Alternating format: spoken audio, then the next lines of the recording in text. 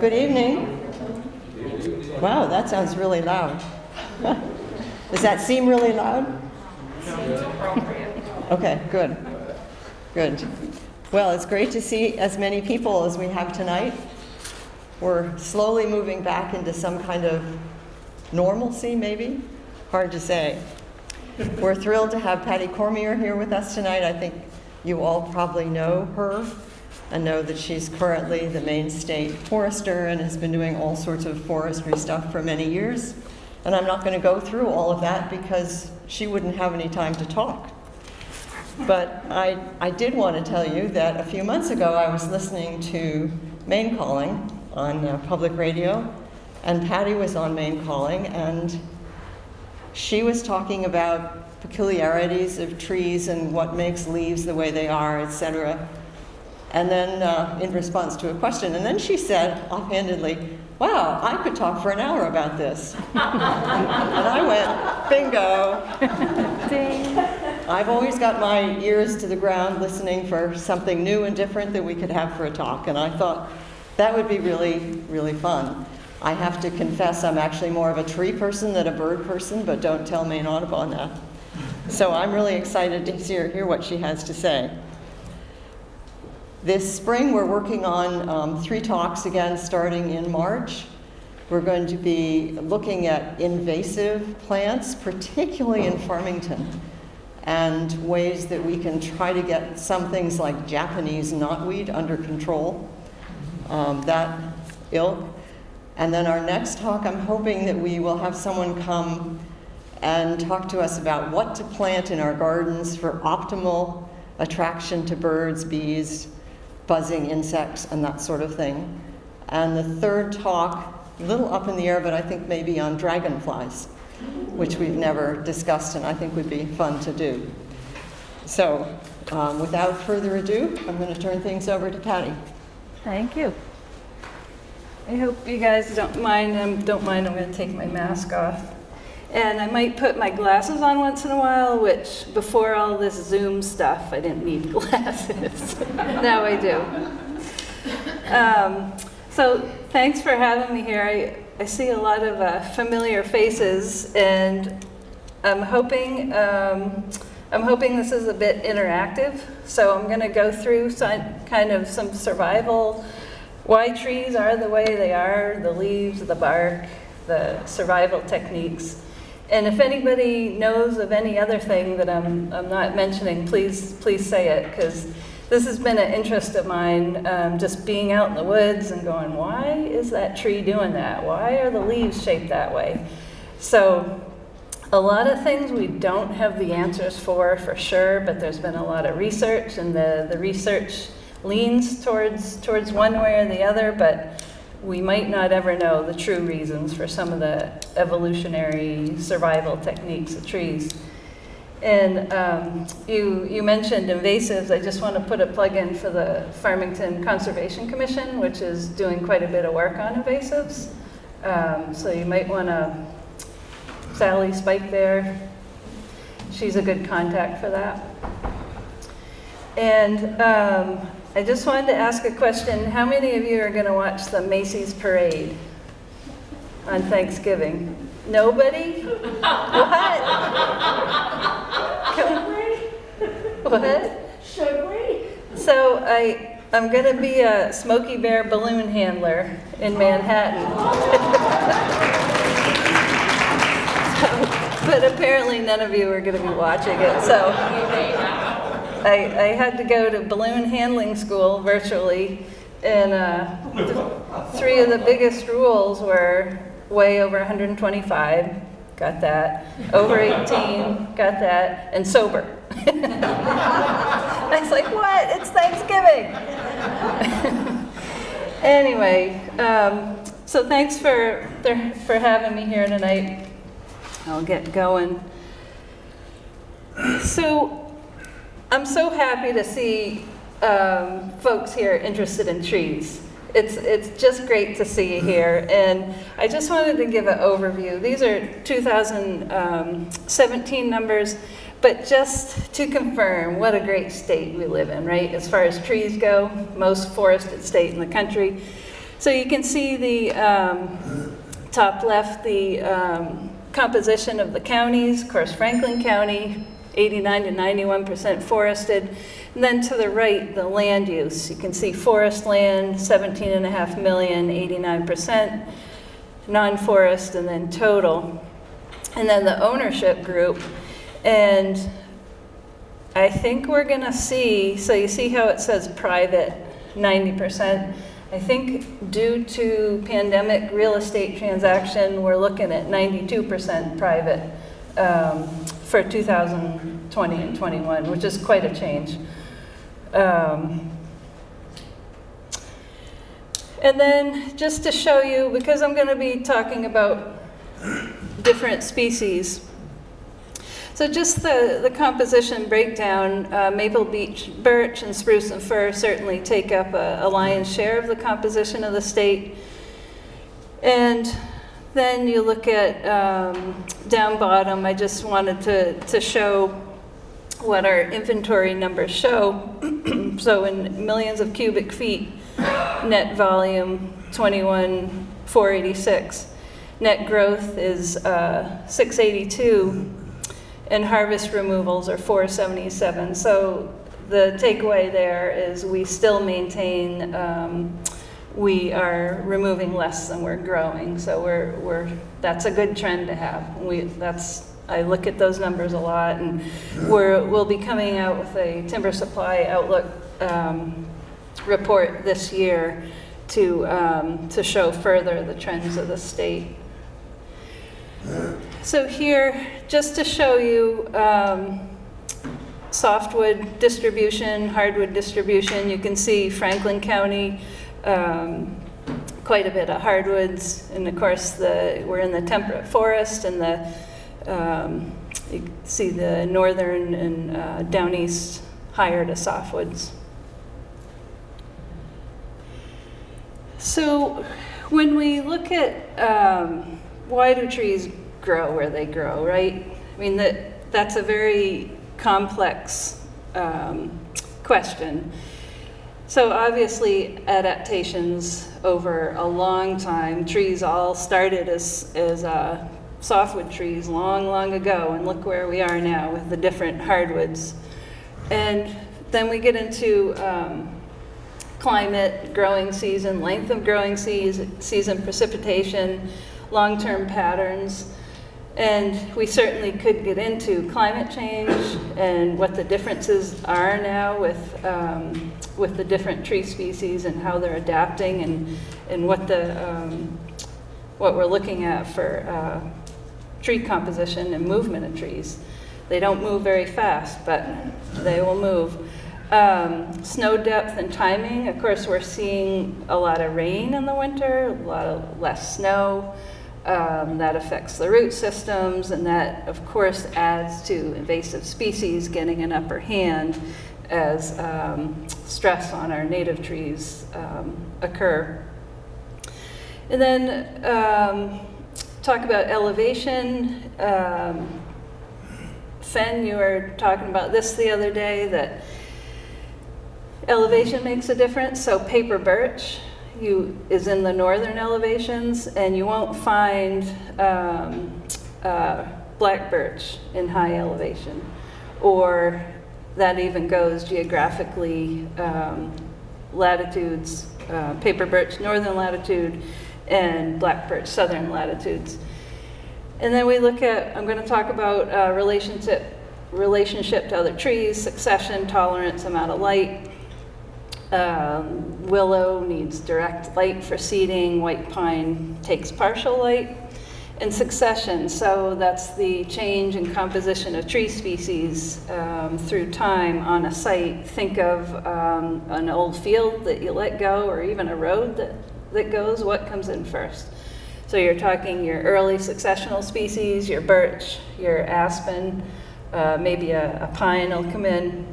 And eventually, those species will make conditions better for other species and kind of work themselves out of a job. And then past history. So I don't think it's any surprise that humans are the #1 factor of tree disturbance, right? That historically, we're looking at, fire was used in farmland that's reverted now, but humans certainly are a big factor. And then inherent site capability, so the glaciers, right? We can thank them for a lot of the soil conditions and the topography that we have in the state that affects where trees are going. So think about trees have been adapting to their environment. They're always adapting, right? It's like you adapting to your environment. So think very broad, where loblolly pine we're not going to find up here. We're going to find in the southern U.S. Red spruce we have here. And then also they adapt to specific sites within growing regions. So willow, think about where willows are, right? Wet feet along stream banks. And then pitch pine, you're not going to find along stream banks. So the soil, dry soil. So, all these factors allow you to identify the tree too. If you got sandy soil, you're not going to have certain trees, but you might have pitch pine. What kind of tree is this? Baobab? Right. So this is just to show you, this is not in Maine, in case you were wondering. That's not in my backyard in Farmington. So the adaptation of this tree is, it often encounters very dry conditions. So it's adapted by having this big trunk that stores lots of water. So that's its unique adaptation. Then we have the acacia tree, same thing, big spreading crown, small leaves, and I'm going to talk about that. And again, look at that big trunk. It just grabs as much water as it can, and that's how it tries to outcompete others. So these are the top tree questions Patty gets asked, okay? And so this is what I'm gonna talk about. And I don't want to insult your intelligence. I'm sure many of you or all know a lot about this stuff, but I'm gonna try to talk about the finer points of these things. So I will keep my list here, right? So let's talk about the first one. So why do hardwoods lose their leaves and softwoods don't? So you got to remember that, so this is Biology 101. We're going to go back to basics here. So all trees, all the leaves, they absorb CO2, which is a great thing. A lot of conversations going on about that right now. They take in water. They take in nutrients from the soil, give off oxygen, and basically make a free meal for themselves, right? So softwoods and hardwoods are the same in that respect. And when you look at the differences, so hardwood trees, of course, lose their leaves. And why do they lose their leaves? So it's a survival technique, right? So conifers kind of split on their survival techniques in the fall. So we just witnessed that, the beautiful show of the fall. So leaves are quite a liability. The snow and ice can hang on to the leaves, tear down the limbs. So the hardwoods just decided, I'm going to get rid of my leaves for the winter. And that's expensive, right, energy-wise? So every spring they have to grow those leaves. Whereas softwoods have a unique capability. They've got a waxy coating on, so each of those needles is a leaf. It has a waxing coating with stomats on underneath that regulate water systems, so they can stand the alpine conditions. So when we talk about survival of trees, the liabilities are water, right? Drying out. The liabilities are wintertime. That's kind of the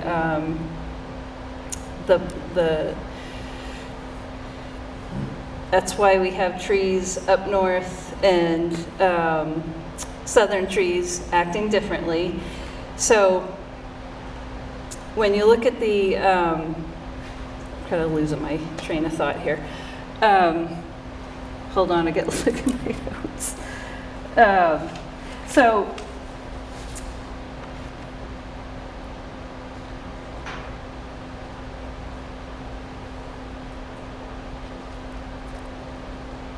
okay, so when you look at a beech tree, it's been shown that beech trees photosynthesize 170 days in a year.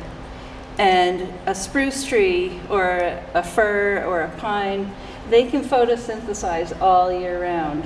And mostly it shows, research shows that they photosynthesize about 270 to 300 days of the year. So that's pretty amazing that these cold winter days, they are photosynthesizing. And that's the softwood survival technique, right? They are chugging along all winter, they're designed for it. They're not losing a lot of moisture as the hardwoods would if they kept their leaves. So when we look at, let's go to, let me go back to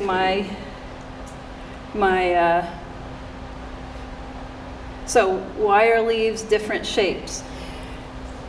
So when you look at the white oak or the red oak, the distribution of lobes allows for wind movement through the trees and also for light to get through the canopy to the other leaves. So that's why there's lobes. And then you ask, okay, why do hardwood trees have teeth?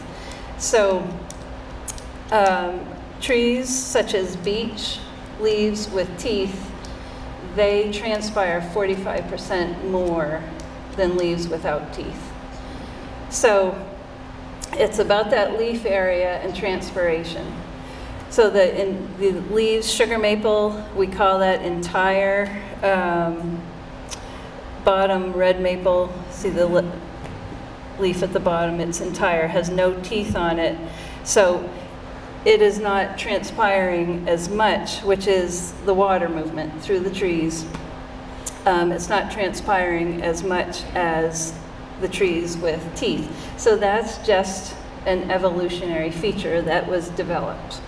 If anyone has questions on this stuff, let me know too. So look at the horse chestnut, right? It's a compound leaf, so it's many leaflets per leaf. So why would that be? So when you think of the white oak with the lobes, right? It's a fairly sizable leaf. And then the researchers are saying that that compound leaf, it basically has broken into lobes, okay? So it couldn't, the horse chestnut didn't want one big leaf because that means critters will eat it more, right? Bigger leaf surface, bigger liability, right? So it essentially broke into lobes in a different way. That was its survival technique. And you think of other adaptations. Think of quaking aspen in the wind, right? So what does it do? It flutters with the petiole, so that's its survival technique to get wind going through it. Because wind is a huge liability. You think of before the leaves are off and we get some freak snowstorm, ice storm, the limbs are coming down. And you know, I think, anecdotally, I think we are getting a lot more wind storms than we've ever had. So I think, you know, you listen to all the trees down all the time, and you know, we're seeing these changes coming, and that's what's happening is that, you know, the leaves the hardwood trees are just caught. You know, they don't have their leaves off, and the wind is tearing them down. So then another question is, well, what's with the venation, right? Why are there different vein structures? And it all has to do, again, with that liability of getting water off the leaf and allowing the wind not to rip it down. So you look at a oak leaf, and it's got that strong vein down the middle. So a lot of the pressure is on the, I wish I had a pointer, a lot of the pressure for when there's wind is on the base of that leaf. And then you look at different kind of the maples, it has more of those main veins to distribute that weight. So again, it's kind of that survival system. And then we look at bark. So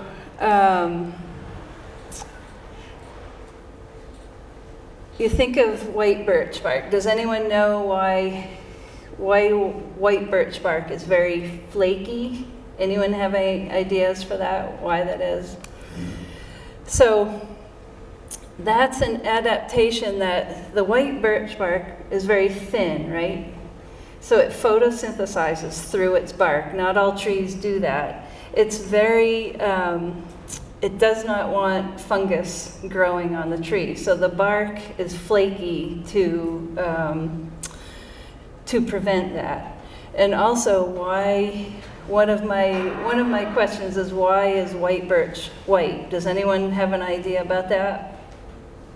So again, winter is the limiting factor. What is fatal for a tree is heating and cooling during the winter. And we're getting warm winters, right? We're getting warm and free cold. And so white birch is white because what do you wear in the summer? You wear white, right? So the white birch was consulting with humans as it was designing itself. So the white birch is white to keep the heat away. So it does not want that heat in the winter. Otherwise, it'll be fatal. It'll cause that cracking and that we do see in the frost cracks.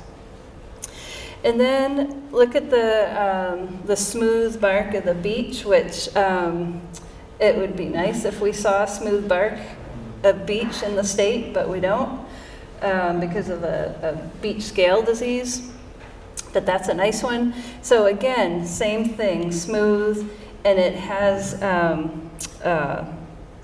acylic acid in the bark, so to prevent fungus growing on it. It's the same thing. It doesn't want lichen or fungus on it because that'll prevent it from photosynthesizing. And then you look at red oak. Where is the red oak on this? So red oak, where is it? Yep. So red oak is the tree most often hit by lightning. And if you're into druids, which means oak people, the theory is that they revered the oak because they got hit by lightning so much. So message there, just don't stand under a oak in the lightning storm. So you figure when a tree is growing and the bark is from the cambium, the cells are creating that bark as it moves outward every year. There's a lot of pressure, right? So when you look at the blocks of bark, that oak grows pretty fast. So it creates this blockiness, whereas beech grows a lot slower. So that's why it's smooth.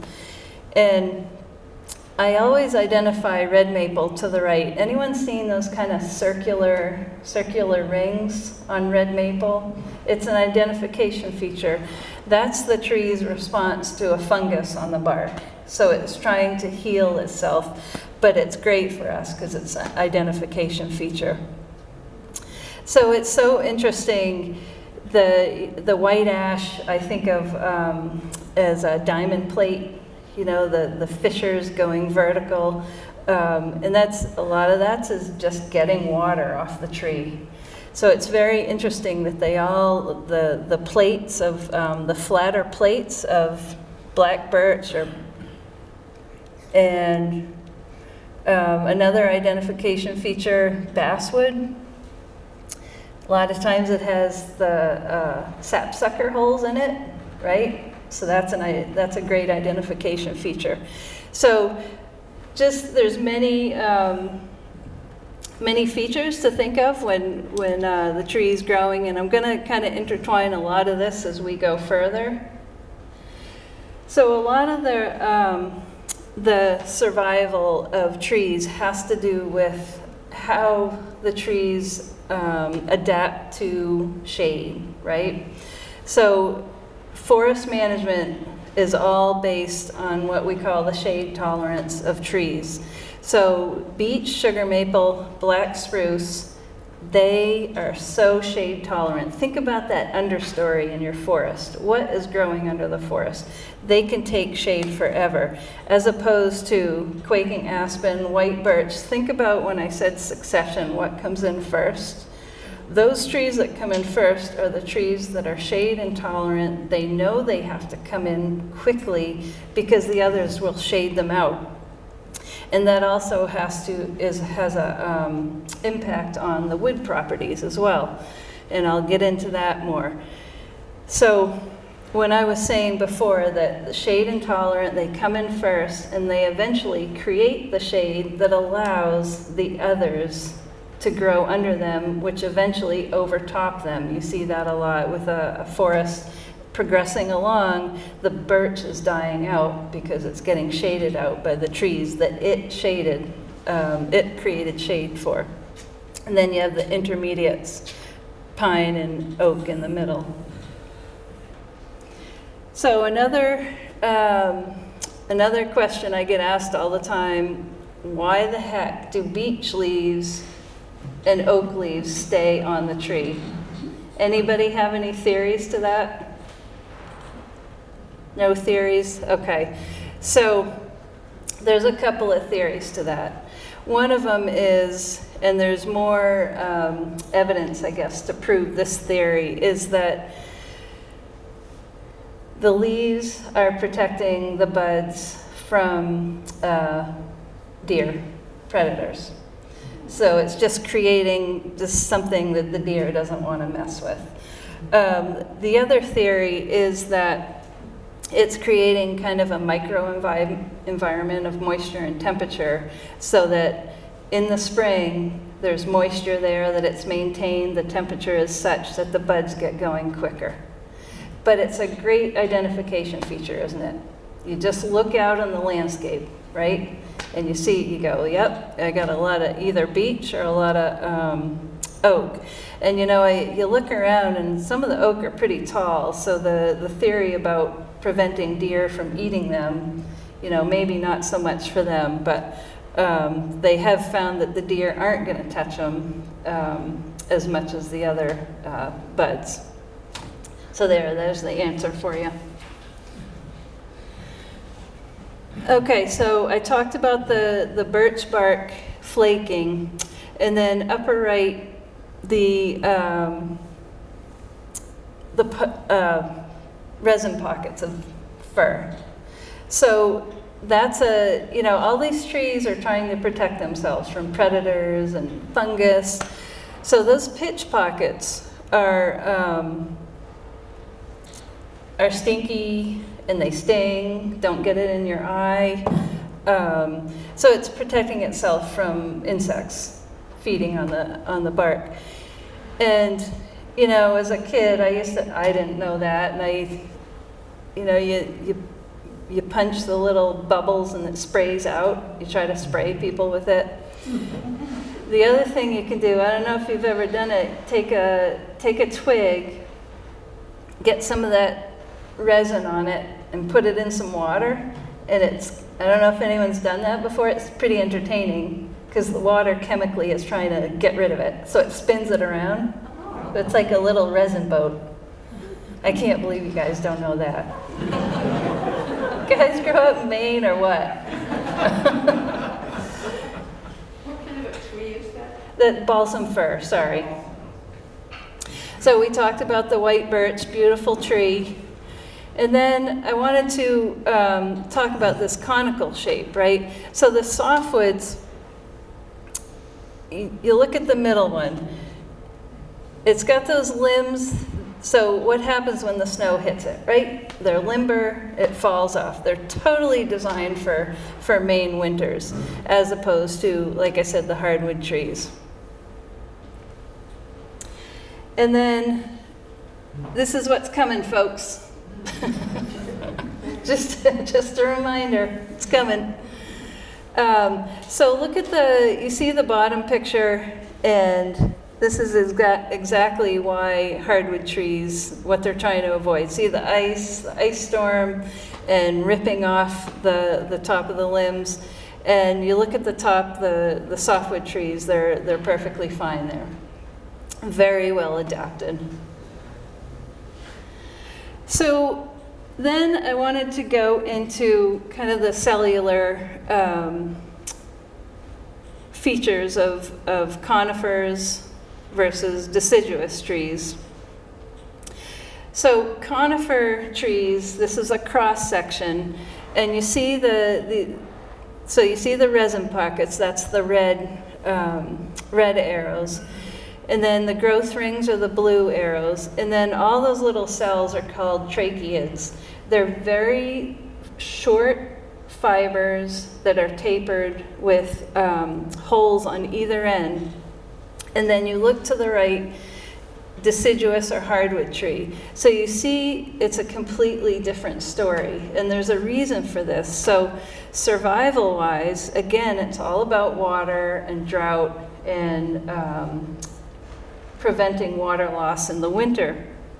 So the conifer trees, these tracheids, the uptake of what happens is in the winter, so you figure with transpiration, that water is being drawn right upward to the tree.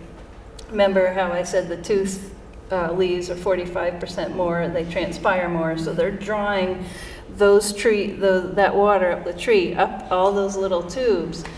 In the winter, what's fatal for a tree is an embolism, so air pockets.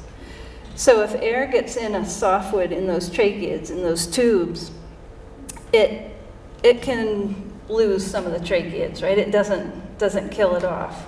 Now the hardwood trees, you can see they don't have tracheids, they have vessels, and they're big because hardwoods decided, I want a lot of water fast, right? The softwoods go a lot slower, so the hardwoods have a different way. They just decided to go a different way. And that makes them very prone, right, to the air in those tubes.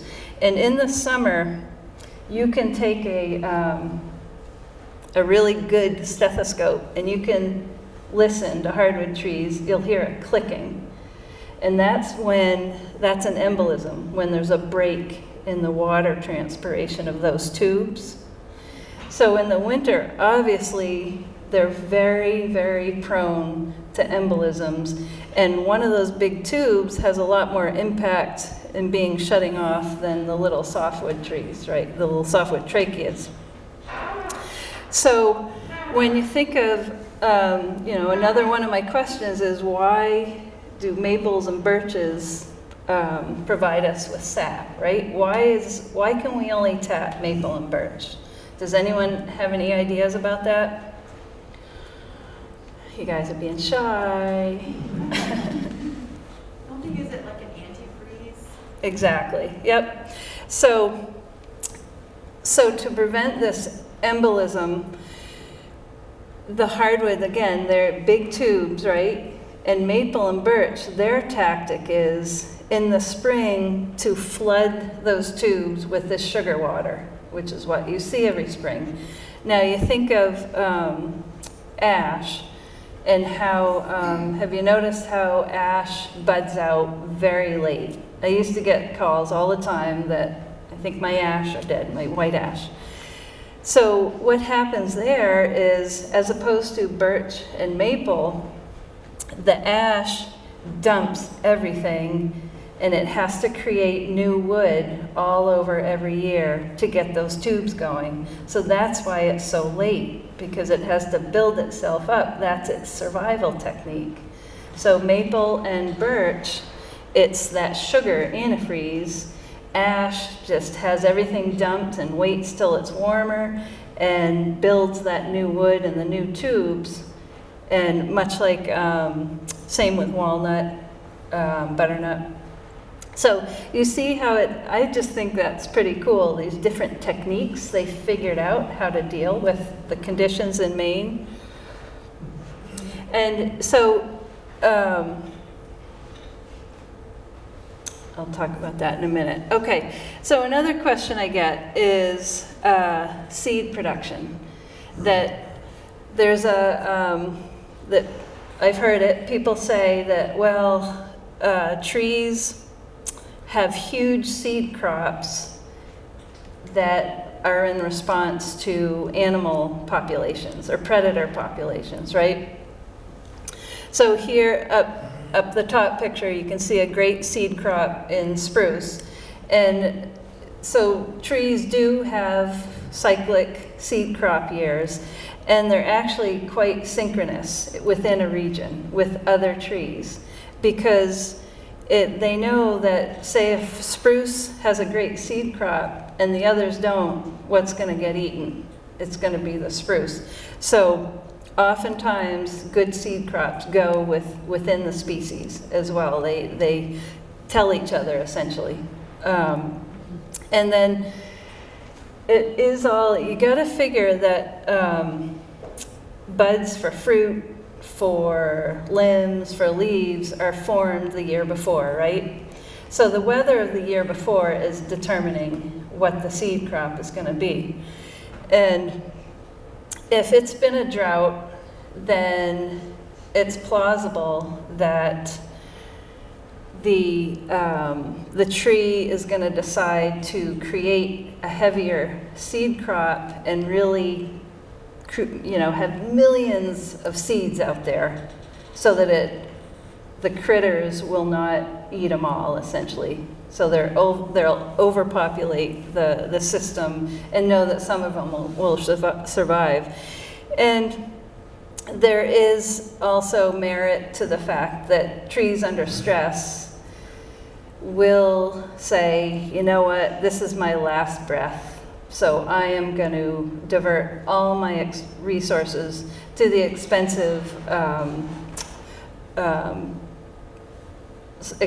of making, just flooding with seeds. Like, this is my last breath, my genetic offspring. So there's different reasons why you're getting that seed crop. And then the bottom picture, I wanted to talk about photosynthesizing. So in the spring, do you notice a lot of red, right? A lot of red on the horizon. It's not just, a lot of it's red maple doing that. That's purely red maple. But it's also, if you look, all the young leaves of oak, maples, they're red still. And that's because that's another survival technique, that it takes warmth and sun for chlorophyll to form. So if it's cool, the red, the anthocyanin, the chemical, is basically like you putting sunscreen on. So if it stays cold, you're going to see a lot of red persist for a while. But then you get the heat, you're going to start seeing your green. So it's another kind of antifreeze in the spring for the trees. And it is a great feature of identification feature also, is to see red maple. But in the spring, there's quite a bit of color out there too. Almost sometimes just as much as in the fall. Okay, you guys see these white splotches? So remember before I was telling you, so this is a clump of red maple trees. Remember I was telling you before about how beech and white birch don't want that. Okay, so that's actually a lichen, which a lichen is a algae and a fungus. So it's kind of a symbiotic relationship where the fungus needs the algae because the fungus doesn't have chlorophyll, and the algae needs the fungus as a surface to be on the tree.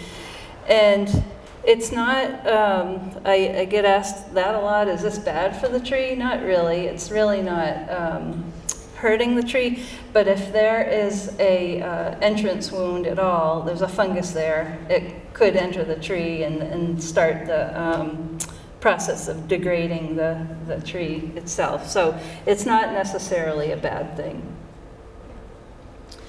So then I wanted to talk about layering a little bit. So in the forest, you think of those different layers. And that's where you get into the leaf features, the lobes allowing for sun, leaves at the top. So you think of this is a softwood forest, but I'm sure there's a hardwood in there. Leaves for a hardwood tree at the top, they're getting lots of sunlight. The leaves tend to grow grow down a little bit because they don't need to be out. They're kind of regulating. They don't want too much sun, essentially. And then lower in the canopy, think about that when you're in the woods in the spring. The leaves grow straight out, horizontal to the ground, because they do want all the sun they can get. And when you look at the different layers, think about that intolerance I was talking about. So the tolerant of shade grows underneath. They hang out forever. They can grow. You look at some trees in black spruce in Quebec, they're 50, 60, 80 years old, and there might be an inch in diameter because they can just last forever. They persist forever. And then you have the different, the shrubs and the ferns growing underneath.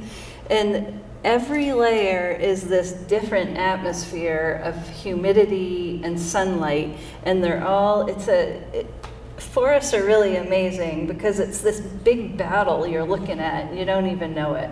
There's this big battle going on. And they're all trying to one-up each other. So in here, I'm a big advocate when didn't want to do that. When I look at a forest such as this, I'm a big advocate for management, right? So if you've got an 80-year-old tree that's 1 inch in diameter, you're not getting a lot of growth. You're getting a lot of stress in that forest, and Mother Nature is going to take care of it. So managing your forest, thinning it out, allowing others to grow, you're really kind of preempting what Mother Nature is going to do anyway. So you look at this forest, it's a pretty tight forest, pretty nice trail through there.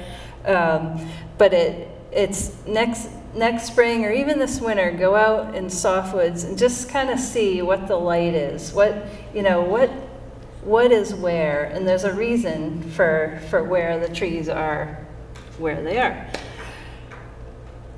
Okay, so this is an image of hemlock forest up top and a walnut forest below. And looking at these images, there's basically chemical warfare going on right here.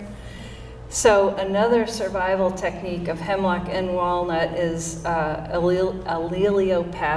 So chemical warfare within the roots, keeping others away. So that's its survival technique. It's emitting a chemical that is preventing its competitors from growing. And that can, a lot of it, the chemicals don't persist long, but it can be from erosion or water when it rains. Those chemicals are spreading, and it's just very selfish trees, essentially. Just chemically killing things. I know I planted a walnut in my backyard. By the end of the summer, the apple tree was dead. So it can be very quick. It just is, those roots got out and said, everybody out. So you want to be careful what you plant certain trees around, because they will take care of things. So what time do we have? Okay, 10 to 8. Any questions? I'm just kind of going through different factoids of things that I see in the woods. You spoke about critters eating up seeds. Isn't that also a way for seeds to spread, for the critters to carry them off to other places and then deposit them? Is that another vector for? It's almost like I planted you to ask that question. So, yeah.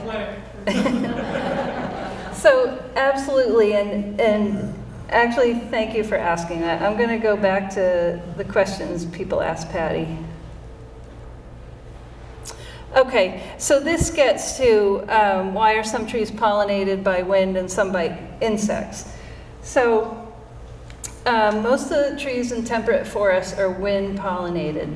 There can be, you think of birch, beech with catkins, there can be 10 million grains of pollen on a catkin. So these trees, survival-wise, know to produce their fruit for wind before the leaves come out. That's a temperate feature.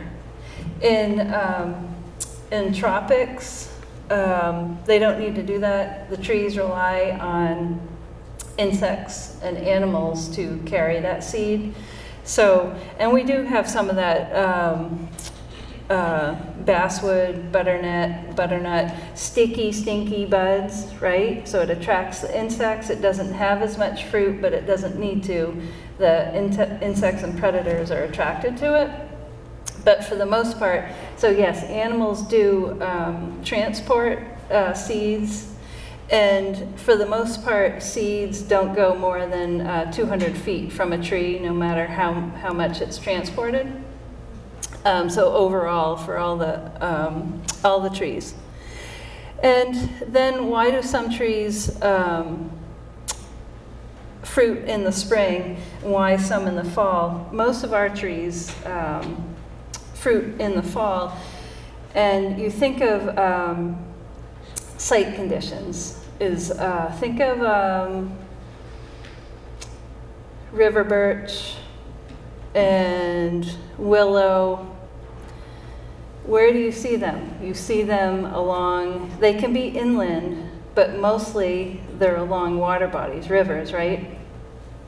So they know their survival technique is to fruit in the spring when there's water movement and it's cleared the banks. So I want to get in there first and get my progeny going. So that's their technique for fruiting in the spring. But temperate forests mostly fruit in the fall. What else here? Oh, so I wanted to cover, why is white birch and poplar such bad firewood? Why in the world is it bad? So you leave birch on the ground for a year, not good for firewood, right? So remember I was talking about succession. What comes in first? Birch and poplar are two that come in first. They know they have to grow very fast, and they do not expend any energy on chemical properties to protect themselves from any kind of fungus. So that's why it's all part of evolution as to why it's bad firewood. It has no chemical protections. It does not want to spend time on that. It has to, they're kind of the partiers of trees, like grow fast and hard. They know they have to grab the light before the other shade-loving species come under them. So that translates also to why it's bad firewood. Punky firewood, because it says, I gotta get going. I can't spend time on protecting myself against any fungus. I think that's kind of neat, those connections like that. You know, why would it being bad firewood mean it's a survival technique at all? You think of red oak, right, with the tannins. Great firewood, because it grows slower, then it says, all right, I'll wait and take over, right? I got time. It spends a lot of energy, its tannins, its chemical properties to protect itself from fungus intrusions, I guess. Good question. That answer your question? Yes. Okay.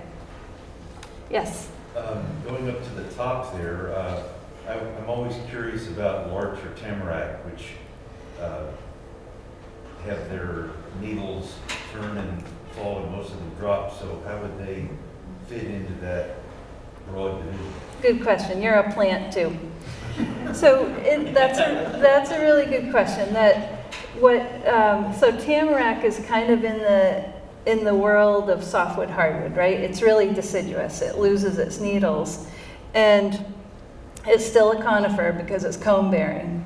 But its technique is it decided that it essentially, before it loses its needles, it dumps the nutrients into the tree and then loses that liability of the needles. So yeah, it's just a different technique that tree decided to take, which is bizarre, right? Yeah. But it's a deciduous conifer, but still a conifer, but it's deciduous.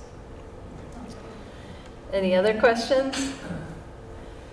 Manny, how is our forest going to change because of climate in the next 10 years? That's an easy answer. So so you've got the boreal forest, right? We're so lucky in Maine that we're in a transition we have a transition forest, which gives us a lot of diversity. We have the temperate forest in the south, the boreal in the north. You saw the composition of the forest. So what we're going to see is that temperate forest, those species are going to march north. And obviously this is a slow process, right? Could be talking 50, 100 years. And we are already seeing that spruce fir is receding north. And you look, you go online and look at the makeup of the forest over hundreds of years. That's been happening for years anyway. But we certainly are seeing these higher average temperatures. The boreal forest species do not like these warm temperatures. And so they're just going to slowly march north. And who knows in 100 years where that line will be. So we are going to see more of those southern hardwood species coming in. Beech will probably be a problem. Beech will like it. Invasive species, that's the big concern. That's what we're really worried about, because they will outcompete our native species, and the conditions are more conducive to invasives at this point. So, it's a scary picture. We don't know what's the fire regime's going to be. Are we going to be seeing more fires, hotter fires? What's really worrisome is the lack of snow in the winter. Because the conifers that are photosynthesizing all year, those roots are protected usually beneath snow and frozen ground, and it's got that snow insulation. We're not getting that. So you're talking about burning of the roots. So that's where we get, you're going to lose those boreal species, and they're going to stay, retreat where it's cooler. So who knows what the pace of it is really, but we're already seeing that. Who knew you could, that walnuts could thrive here, right? That wouldn't have been in the past.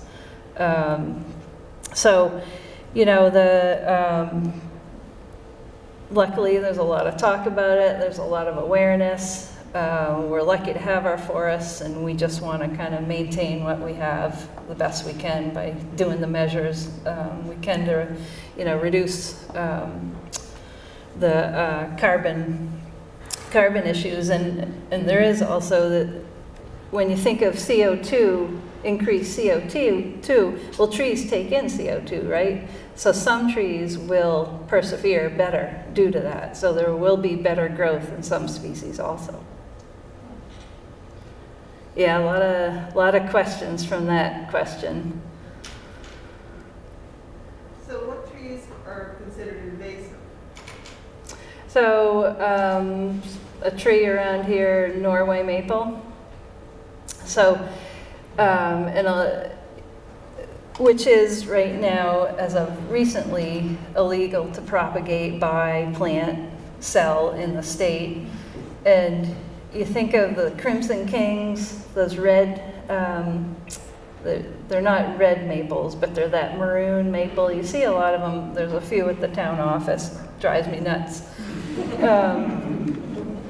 I'm already grumpy from paying taxes, and then I have to stare at these invasive maples. So, you know, people say to me, well, what's the big deal? There's a Norway maple there. The big deal is that it seeds, the birds eat the seeds, birds take the seeds, animals eat the seeds, goes into the forest, and it has adaptations that overtake native species, and these warmer winters are giving them the advantage. So that's the kind of, you know, where advancement. Tree of heaven, there's some in southern Maine, that's also a invasive species. A lot of course, you know, a lot of the plants, knotweed, bitter, all the suite of stuff that we have around here. And climate change is really promoting those species, unfortunately.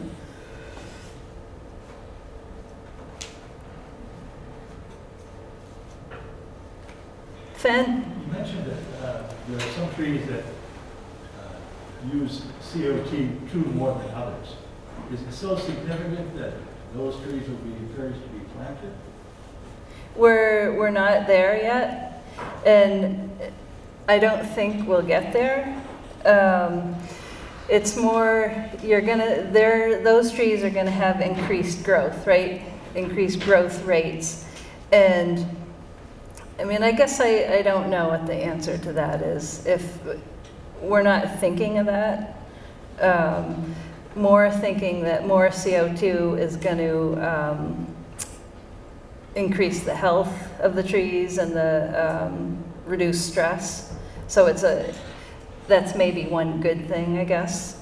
But I haven't seen studies to show that it's enough to actually plant certain species at this point, but maybe that will be down the road. I don't know. That's a good question.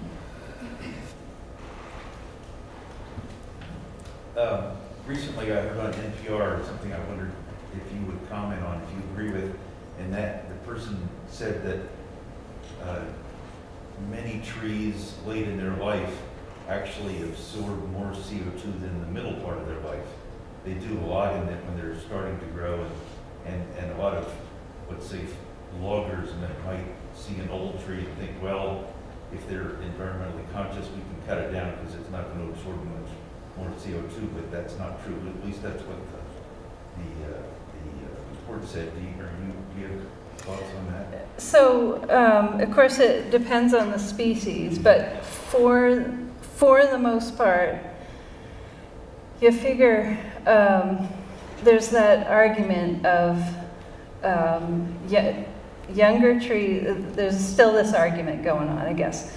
The younger trees, vigorous growing trees, they're sequestering, right? They're securing carbon at much higher rates. As trees get bigger and older, they are slowing down, but they're storing way much more carbon, right? So really the argument is about the big old trees and the mass of storing carbon, as opposed to comparing the rates of the younger vigorous that are intaking CO2. So that's a species by species answer. So I guess I wouldn't say it's across the board like that. And it's, believe me, there's lots of conflict going on about, is it better? Some are saying we need to have a lot of, and forest reserves are great. We need to have a lot of reserves in the state of larger, bigger trees because they're storing, but they might not be as effective as the younger, vigorous growing trees. Believe me, you're going to hear stuff ongoing about that. It's constant. But good question. Anything else? I need to know how many gallons of water a 2-foot diameter red oak takes in 24 hours. I can tell you how much in a year. Well, there you go. So 40,000 gallons in a season. So, I mean, that's a typical, I don't know if it's exactly the size of the tree you're talking about, but, you know, oak trees can have up to 200,000 leaves, and it shows you the power of that system, you know, into the air, that humidity is 40,000 gallons in a growing season. That's pretty impressive. That's why we love our trees. We're thankful for our trees. Everybody take a deep breath. I'm hoping you're motivated to go hug your tree when you go home. Just say, I love you. Can you talk a little bit about chestnut trees?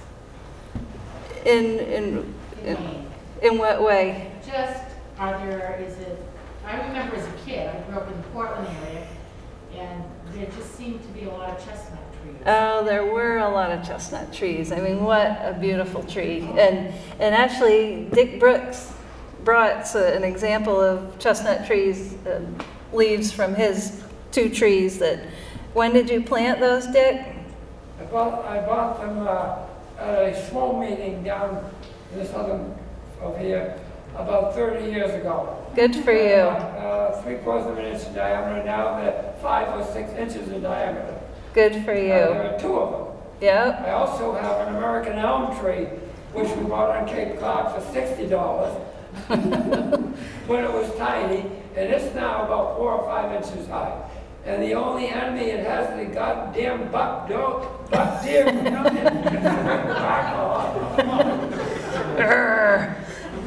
Those deer.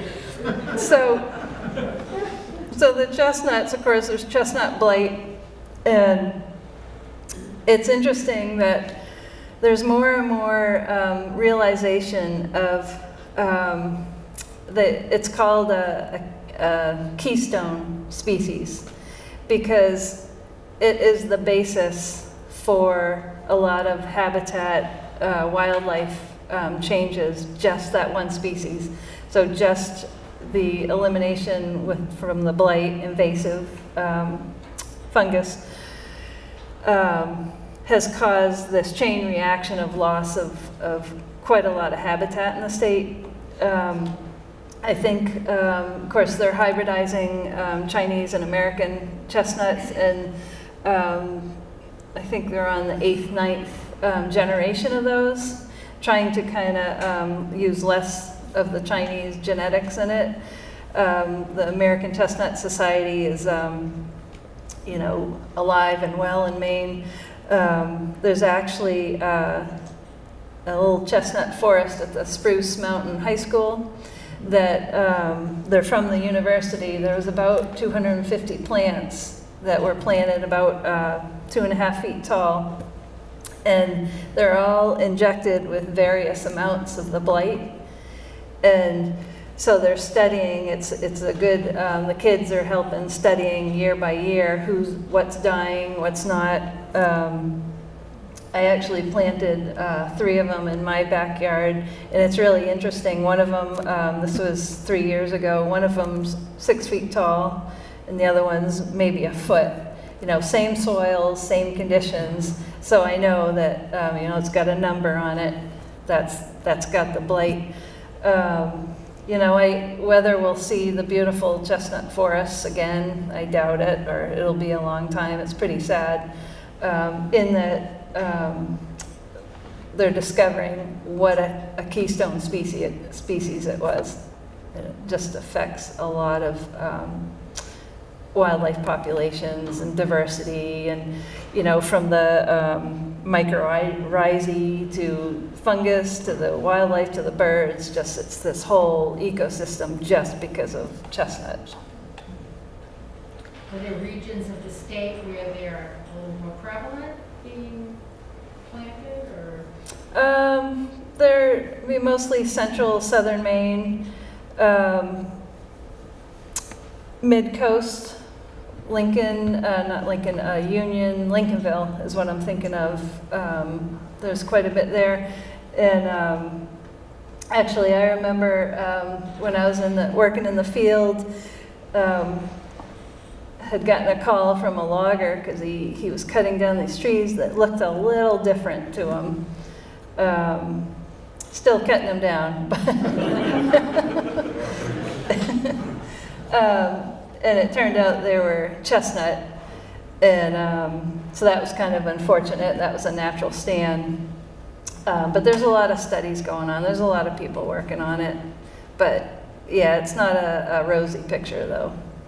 What lies ahead for it. Yeah. Again, on pests, what's the status of the ash borer?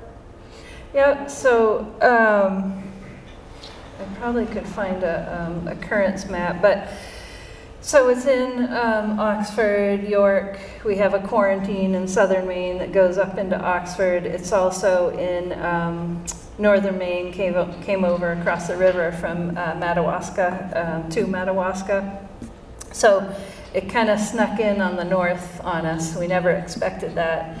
So really, it's southern Maine, and of course it was in New Hampshire, so that doesn't surprise anybody. It's probably more out there than we realize. I tell people it's not time to press the panic button yet, but certainly if there's known locations, it's on our website. The occurrence of it is growing, and the good thing is we're seeing resistance that we didn't know about. So much like beech scale disease, there's some beech that stay smooth bark and don't resist genetically the beech scale. Same with ash trees. We're seeing that there's resistance. So that's kind of a good story. It's not a lot, but of course it'll be about preserving the good trees that are resistant. We are assuming we're going to lose ash in the state. That's just going to happen. Another problem right now is brown-tailed moth. Of course, huge, right? We mapped 189,000 acres of it this year in Maine, 45,000 acres more than last year. So we know that's going to be bad next year. Spruce budworm, we've mapped over 800 acres. We're seeing higher numbers, so that's kind of coming. That's a native species, though. What else? Those are the big ones. What about the woolly adelgid? Hemlock woolly adelgid, so that's not a good story either. It's following waterways, but it's mostly restricted to, Sagadahoc, a little bit of Kennebec, but southern coastal Maine, they really take a hit, and it's because of the milder temperatures, milder winters. But we're not seeing that here yet. Yeah, I know. Yeah. So that fungus disease for the birch, the beech, is it fatal to the beech tree, or is it just going to make it look ugly? It's it's a fungus insect complex. It's a 1-2 punch kind of thing, and it is fatal. You see some beech, and they just look awful. It takes a long time for some of them, but it is fatal to the tree. Of course, it degrades. We don't see beech at sawmills anymore, right? It degrades the wood properties. But yeah, it is fatal to the tree. But there is genetic resistance out there. Okay, so you think over time the beech?